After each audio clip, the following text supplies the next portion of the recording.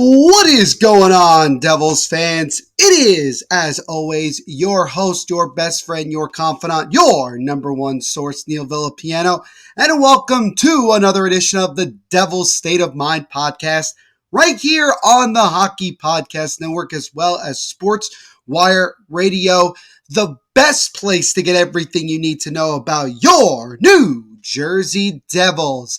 And as always, guys, I hope you are having a fantastic day wherever you're listening to this podcast episode, and thank you as always for taking time out of your day to not only check out the podcast over on wherever you listen to podcasts, but also right here on YouTube as well. I always greatly appreciate it.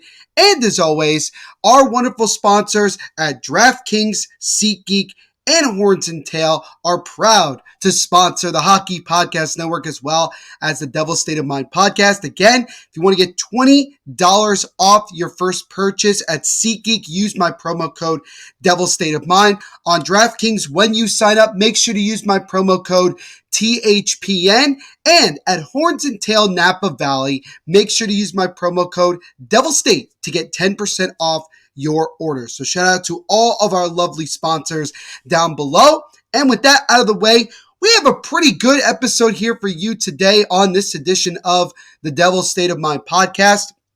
First and foremost, actually, before I kind of give you a quick preview of what we're going to be talking about today, I wanted to give a special shout out to my guy over at the Best Fan Apparel who hooked me up with this, as you can see on the screen if you're watching this on YouTube, the Timo Time hoodie. It's absolutely fantastic, super comfy as well. And here is the back of it in case you want to check it out. Looks pretty cool if you ask me. And yeah, I actually just got this, I think like 2 days ago, and I absolutely love it. So shout out to the Best Fan Apparel for hooking me up with it. And again, if you guys want to check it out as well, make sure to go to thebestfanapparel.com. You can get yourself a Timo Time hoodie or also a Timo Time shirt as well, if that's what you prefer. But yeah, make sure to go check it out. Support my guy over there. And again, thank you so much for this very awesome hoodie that I got on here. So again, now that we've gotten all of that out of the way, here's what we're going to talk about here today. So first and foremost, we did finally have our first action of the preseason. The Devils had not one, but 2 games. A split squad back on Monday, one at home against the Flyers, and then also on the road against the Canadiens. So we're going to recap both of them and what I saw from both games.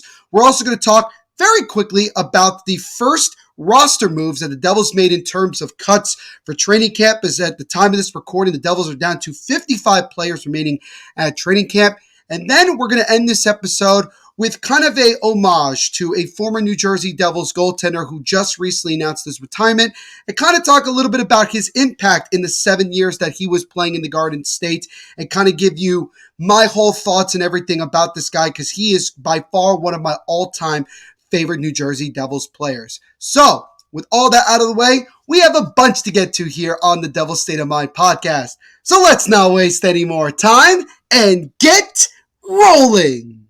So let's get things rolling and drop the puck with our first topic, and we are going to recap the 2 Devils preseason games. It was, like I mentioned before, a split squad, so half the team was in New Jersey at the Rock taking on the Philadelphia Flyers, while the other half of the guys went across the border into Montreal to take on the Canadiens. So kind of a really good opportunity for the Devils to have the majority of their players at training camp play in a game and really kind of showcase themselves. And it was definitely a tale of 2 games, but ultimately both ended in a win. And we'll start with the game against the Philadelphia Flyers. And it was an impressive one as the Devils came away with a decisive 6-0 victory in that one. They scored just 68 seconds into this game and ended up scoring 4 goals within the first 6 minutes. So for anybody who got a chance to go to that game on Monday, had an absolute blast right from the start. I think overall, when you look at how the Devils played, they looked about as fast as they've ever looked. And granted, again, this is without all of the main guys playing, and I think that that's what makes it even more exciting. And I know it's preseason, and I know that not everybody's going to be playing their main guys all the time.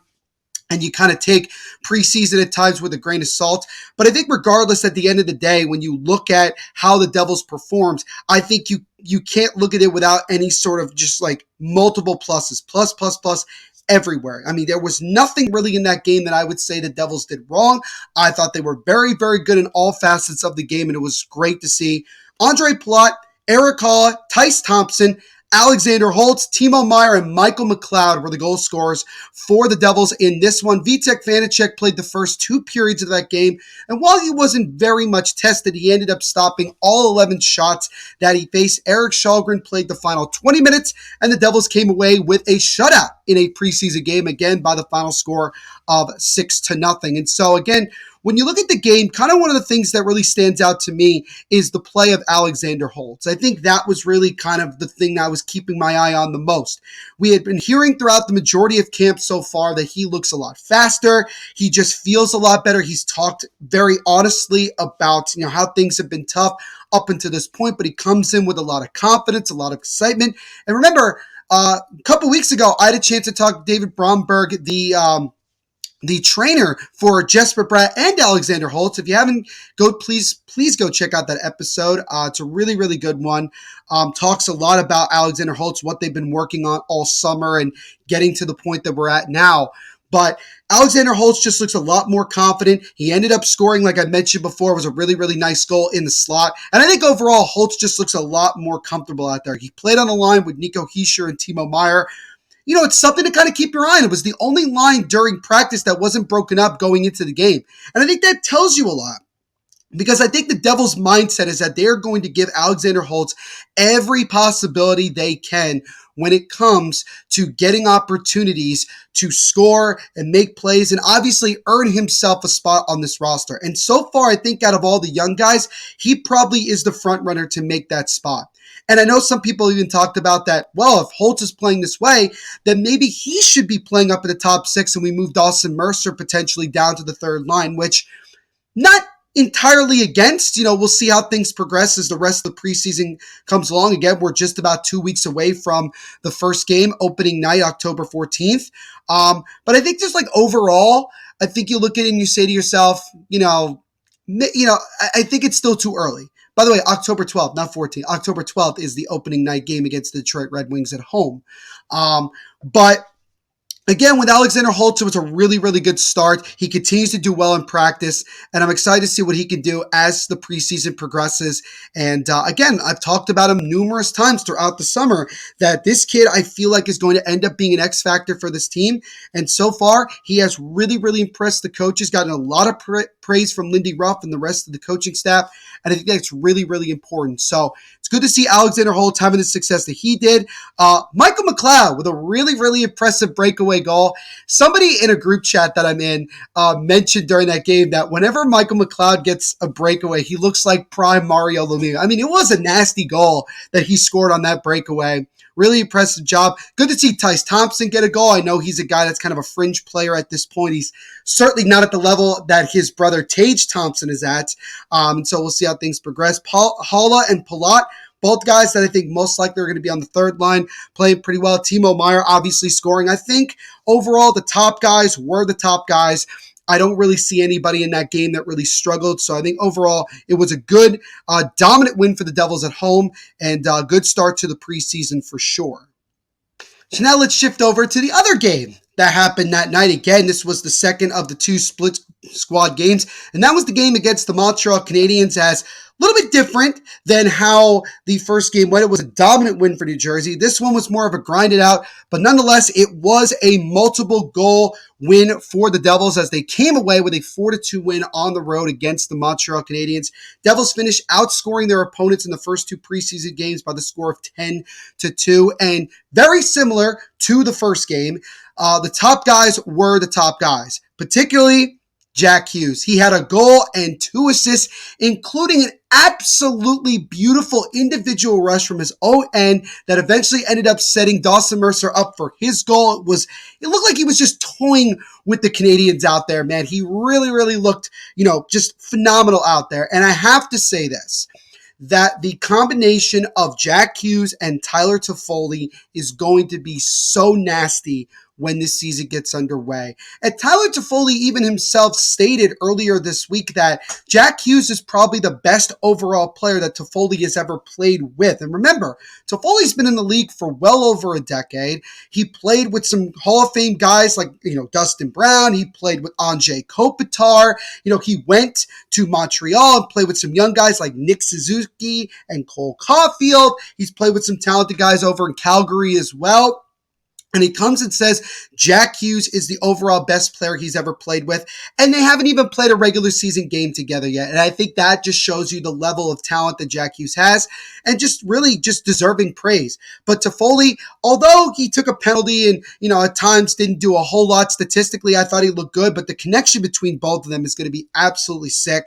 Toffoli's more of a finisher. Jack Hughes has unbelievable setup ability. I think it's going to be a dynamic duo that the NHL is going to really struggle to keep up with throughout this entire season.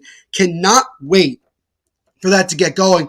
Also, just wanted to say really quickly that our good buddy and fan of the show, and he's been on the show before, Novozinski from NJ.com, he actually just put out an article recently talking with Toffoli's father about basically the expectation for Toffoli is he wants to have a really good season and then extend in New Jersey. So it sounds like Toffoli already wants to kind of be in New Jersey long term. This is kind of going off of what Tom Fitzgerald has said about how New Jersey is becoming more of a destination place, and I think that's absolutely great to hear. I think the Devils end up extending Toffoli. I expect big things from him. Again, it's, the regular season hasn't started yet, but I'm already excited for those two. Simon Nemec. He ended up scoring a goal, but not in the way you thought, as he ended up taking a wrist shot that went off the backboards. He took the shot from center ice, first and foremost, hit the backboards, hit off the back of the goalie, and went in. So Simon Nemec was able to get himself a pretty lucky goal, but nonetheless, he had a really, really strong preseason game. He has already gotten the attention of the entire Devils coaching staff and front office, and I know that Tom Fitzgerald said earlier this offseason that basically Nemec is probably not going to make the team, but I'm telling you right now, Simon Nemec is making it very, very hard for Tom Fitzgerald and Lindy Ruff to make that type of move. And I mean, to be fair, Fitzgerald did also say that if they feel Nemec is ready, if he's proving it, then he's going to get on this team. So we'll see how things progress, but Nemec looks really, really good so far. Dawson Mercer and Staten Island's own Joe Gambardella also had goals in this one, and the Devils came away with a 4-2 win. Keith Kincaid actually ended up getting hurt in this game. It doesn't seem like it's that big of a deal, but obviously not an ideal thing early on in preseason. Akira Schmid, he looked solid. I think he looked very solid. Overall, just solid, hard-fought win for the Devils, and they start the preseason off 2-0 and outscoring their opponents 10-2. So now they'll get ready for their upcoming game against the New York Rangers on Thursday. If you guys are listening to this on Thursday, it'll be later tonight. I'm actually doing a live watch along on the Hockey Podcast Network YouTube channel. Go check it out. THPN on YouTube, going to be the first of many that I've done the last couple of years. But, overall, really good start to the preseason for the New Jersey Devils, and looking forward to seeing more guys make names for themselves and really kind of, progress as we get closer and closer to the start of the 2023-24 season. So now let's shift over to talking about our second topic of the day, which is just quickly talking about the Devils' first round of cuts at training camp. The Devils started with 57 players on their roster. Well, now they are down to 55, as earlier this week, the Devils did make their first two cuts of this training camp, as they assigned forwards Cam Squire back to his team in Cape Breton, which is in the Quebec Major Junior Hockey League, and Cole Brown, who's going back to Brantford in the Ontario Hockey League. So now the Devils are currently down to 55 players. I think most likely after the Rangers game on Thursday, you'll probably see a boatload of more cuts. It's been basically kind of reported that a lot of the cuts early on are going to be guys that are just young guys going back to their junior teams. We're getting close to the start of the Utica Comets and Adirondack Thunder camps. So I think then you're going to start seeing guys who are going to most likely play down in the minors to start the year. They're going to start to get cut as well. So we'll definitely keep an eye on it. Both of these guys, again, didn't do a whole lot in camp, but also they probably weren't going to get a whole lot of opportunities moving forward. Kind of some more information as you can see here on the screen, but I'll read it as well if you're just listening to the episode. Squires, 30 goals and 64 points in Cape Breton last year, and Brown had 17 goals and 42 points with Hamilton, which now becomes Brantford. Squires was picked in the 4th round of this past year's draft, 122nd overall, and Brown was drafted 2 rounds later in the 6th round at 164th overall. So again, you kind of look at those first two cuts, not a surprise, and we'll definitely keep our eye to see who are the next round of cuts the Devils decide to make as we trim down the roster as we get closer to what the final roster should be to get the regular season underway. So we're going to end today's episode with, I don't even want to say it's like a somber note really, but kind of something that is a little bit more personal to me because he is one of my all-time favorite Devils that I had a chance to watch, and I've always been a big fan of his and a big supporter of his, and that is Devils former goaltender Cory Schneider, as earlier this week via the Salem News, which is in Massachusetts, he announced his retirement from the National Hockey League and also his professional hockey after 16 years playing as a pro. He is from Marblehead, Massachusetts, so anybody who's from that area knows exactly what we're talking about. So yeah, after playing in 410 career games with 3 teams in the NHL, Cory Schneider announced his retirement effective back on Tuesday. He said after those years, quote, "I'm at peace with it," said the 37-year-old married father of 2 children. "I'll miss my teammates and the intensity of playing, but it is the right time for me. If you had told me as a Marblehead High freshman that I'd play 16 years of professional hockey, I would have laughed in your face." So yeah, it is a little sad to see Cory Schneider eventually now retire. Kind of something we all kind of expected. His skills have been declining over the last couple of years. Hadn't played a whole lot in the NHL and was playing mostly of the last 2 seasons in Bridgeport with the New York Islanders minor league team. So he really didn't have a chance to play a whole lot of NHL games. I think if I'm not mistaken, the last NHL game that he played and won was actually a game 2 seasons ago in late April against the New Jersey Devils in New Jersey. And I even knew in that game, going into that game, that when Cory Schneider got the nod, I said, he's going to win this game. He's going to end up winning this game, and that's exactly what happened. The Islanders ended up winning that game, and I think that might be the last NHL win for Cory Schneider. And to do it against the team he played for 7 years, I'm sure that was a little bit of a revenge, retribution for Schneider, no doubt about it. So kind of a little bit of background in case for some odd reason you don't remember Cory Schneider as a New Jersey Devil. Overall, he played in 410 career games in the NHL for the Vancouver Canucks, New Jersey Devils, and the New York Islanders. He finishes his career with a career record of 171, 159, and 58 record.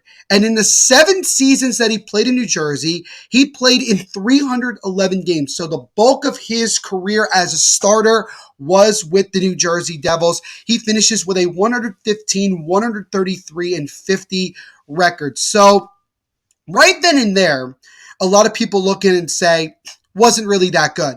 And obviously, you go back to 2014 when he was traded from Vancouver in exchange for the 9th overall pick that eventually became Bo Horvat. There will be people that will say that that deal was not worth it. And I argue that it was worth it for a couple of reasons. First and foremost, with the Bo Horvat situation. Because it was Lou Lamoriello, I could not see him being the guy, oh yeah, we're going to draft Bo Horvat. We could have gone a completely different direction. Knowing how Lou does things, I wouldn't have been surprised if he didn't draft Bo Horvat anyway with the 9th overall pick. Secondly, the Devils needed to find a successor to Marty Brodeur. We didn't have anything in our system up until that point. And you got a guy who was a proven guy. He played in the playoffs a bunch, played in the Stanley Cup Finals as well, coming in for Roberto Luongo. This was a guy that was ready to take the reins as being a full-time starter.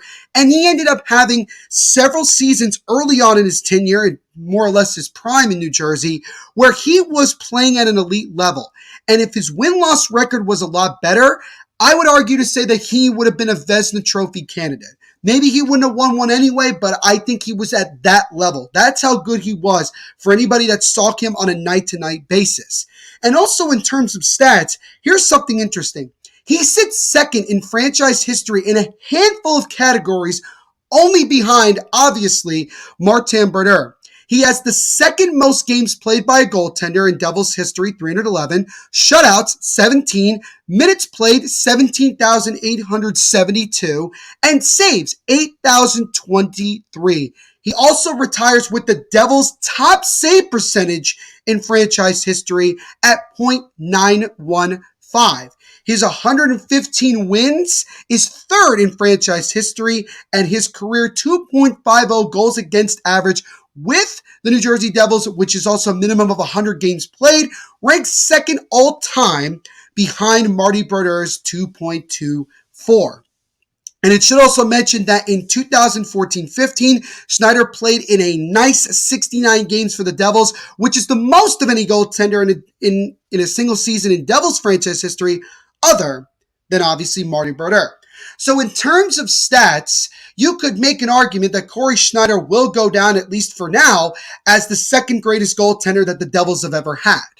And a lot of people look at it and say, well, Neil, the Devils didn't win much and never made the playoffs except one year when Cory was here.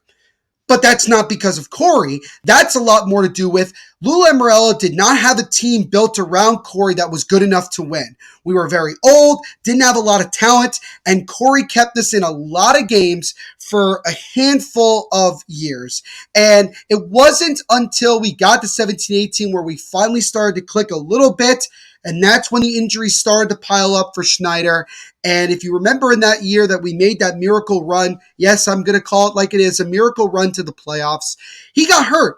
And Keith Kinkaid took over the reins and had 2 phenomenal months that helped us get into the playoffs. And then Keith Kinkaid gets shelled for 2 games in the first round against Tampa. Cory comes in, gets the only win of that series against Tampa, played pretty well in the 3 games that he started, but ultimately it wasn't enough. And Cory could never, unfortunately, get back to a level that we saw him before. He had that infamous 20-plus game streak where he hadn't won a game until Nico Hischier scored that famous overtime goal against the Minnesota Wild. Cory Schneider celebrating, and Steve Cangelosi with the great call. How do you spell relief? C-O-R-Y. I mean, it was a phenomenal win for Cory Schneider. Definitely to get that monkey off of his back. And again, injuries just made things difficult. The Devils eventually had to buy him out in 2020, and he had played the final couple of years within the Islanders organization with obviously Lou Lamoriello, comes to the surprise of nobody. And again, just could never get back to the level. So he understandably retires, 37 years of age. I mean, I often argue that instead of us bringing Keith Kinkaid back, why don't we just bring Cory back for one last hurrah? But who knows? Maybe the Devils reached out. Cory said he was going to retire, and that was that. I don't know.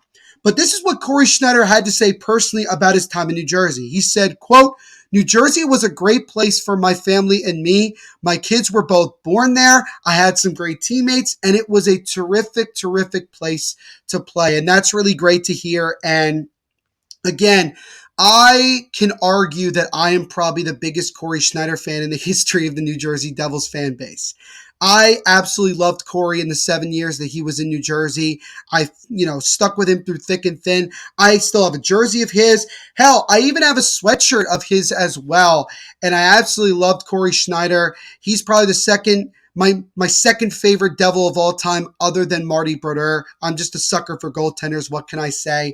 And, it was obviously sad to see him get bought out. I knew that was probably going to end up happening. And it is a little sad for me to see him retiring. It's like a part of my childhood is now kind of over with him moving on. I would love to get the opportunity to have him come on the podcast. If anybody can help me contact him, that would be great. I would really appreciate it. But I did want to say from the bottom of my heart, thank you, Cory Schneider, for all the time that you put in with the New Jersey Devils. For many years, you were the only thing that was worth watching. You kept the Devils in so many games. You sacrificed so much for this team. You helped them eventually take the steps they needed to get to where we are now. I argue that if we have prime Cory Schneider right now with the team we have getting ready for 2023-24, that we would be arguably the best team in the NHL. There wouldn't be questions about goaltending. We would have everything in place because Cory was that good. And I did also want to quickly mention, if you haven't checked it out yet, I highly do. Again, I do write for the Hockey Writers covering the New Jersey Devils. I did write an article back on August 11th, so this was way before we got the news about Cory's retirement, talking about former Devils Cory Schneider's prime was better than you think. If you haven't checked out that article yet, I highly recommend you do so. I mean, it really kind of talks in great detail just about what Cory Schneider's prime was in New Jersey, how impactful it was, and how he was arguably the best thing that we saw, during that very dark period of Devils hockey. But I want to wish him nothing but the best in retirement. He has definitely deserved it. Had a really, really tremendous career, and I look forward to seeing what he does in the next phase of his life. I know we talked about a little bit about maybe being on TV. I would love to see the Devils bring him on to the MSG crew, working with Erica Walker and Dano and Salvador. I think that would be great. I would even love it if he came back as a coach in some degree. Maybe work with Scott Clemmenson and Marty Brodeur in the goaltending aspect. I mean, he played most of his career in New Jersey. I think through and through, he is a New Jersey Devil. It would be great to see him back with the Devils organization in some capacity. But nonetheless, want to wish Cory Schneider a happy retirement after 16 years of playing professional hockey, nearly 2 decades. And also congratulations to the 7 years that he was a New Jersey Devil. As I always say, once a Devil, always a Devil.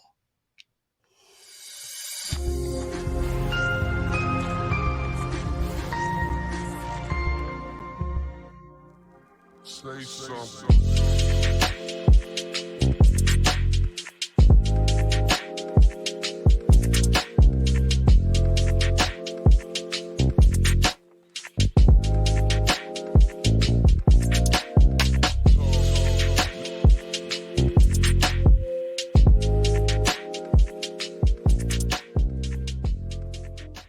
We're back with another week of football, and DraftKings Sportsbook is keeping us in on all the NFL action with great offers every single day. New customers can bet $5 and get $200 instantly in bonus bets. Throw $5 down on any of this week's epic matchups to walk away an instant winner. And DraftKings isn't stopping there. All customers can take advantage of 2 new offers every game day this September.